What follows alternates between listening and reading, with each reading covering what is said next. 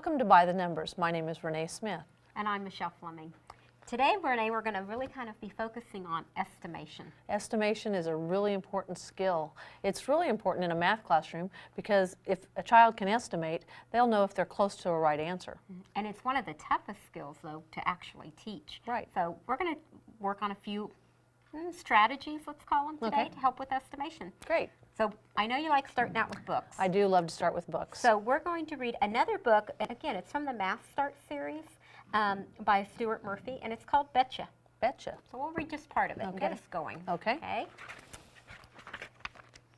Want me to help? Yep, that'd be great. Okay. Hey, look at this.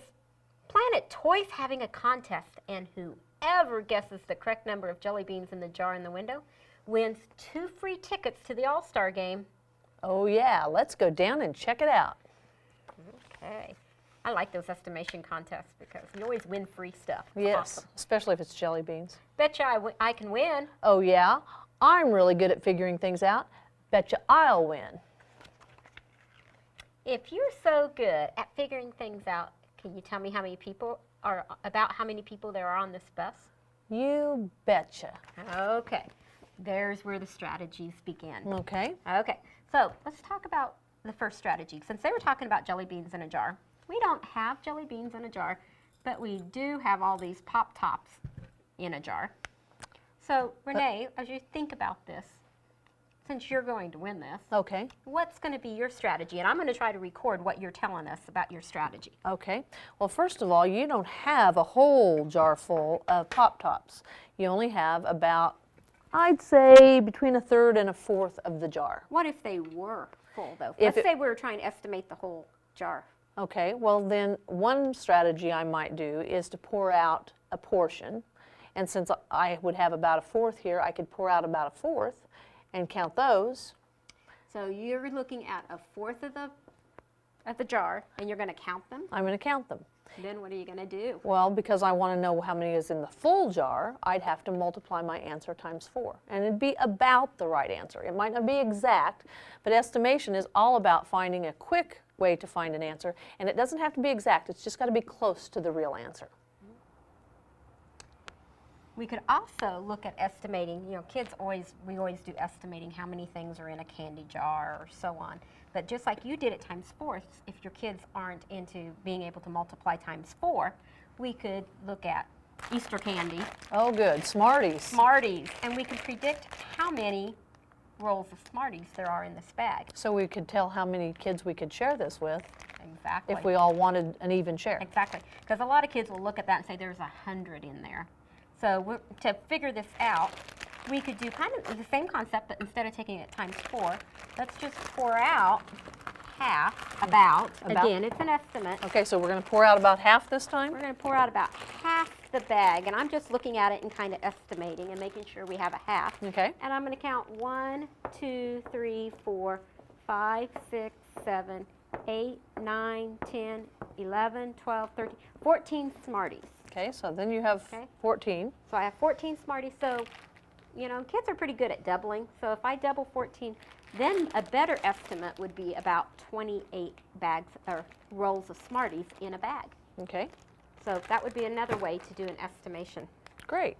Okay. So just estimating all different kinds of things. Again, you could be estimating the number of socks in their drawer. Right. And just different things from home.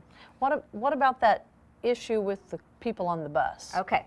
People on the bus, because you can't really just kind of like pour half of them off the bus. You can't. I mean, they're not going to like that. No, they're not going to like that very well. Okay. So we could do a thing where we just count how many people are in a row and how many rows there are. Okay. So we're going to use an example with ants.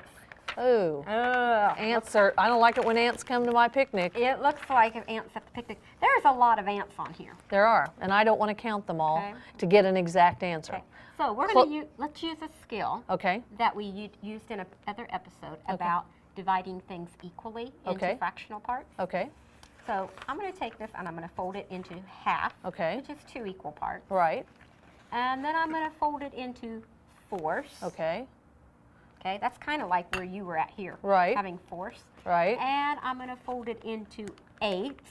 Wow. Because I know how to multiply by 8. Okay. Or I can add it up 8 times. Uh-huh. Now that's more doable to That count. I might be able to count. Okay. So I'm going to put this up here. Okay. You've divided I'll that start into counting while you do that. 8 equal. 1, 2. Now, you know what? I'm dividing it into 16. Oh, thanks a lot. I just changed it because Okay. it was still way It was still too many to count. count? Still too many to count. Okay, so 1, 2, 3, 4, 16 5, 6, equal pieces. Or 1/16. 7, 3, 8, 9, 40, 41, 42, 43, 44, She's 45, counting and them. those two halves make 46. You're counting them. I counted 46 little ants. Okay. And now we have to take it times 16. Ooh, that's Wow. a pretty big problem. That That might is. need some help from Mom and Dad.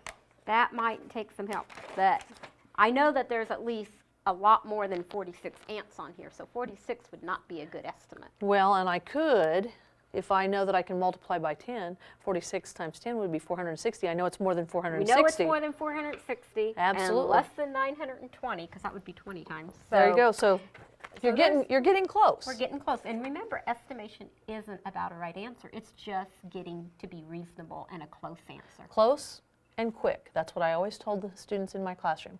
We want a close answer and we want to be able to find it fairly rapidly. Okay, so the two strategies we talked about is Okay. looking at a part of the amount or pouring out a part of amount.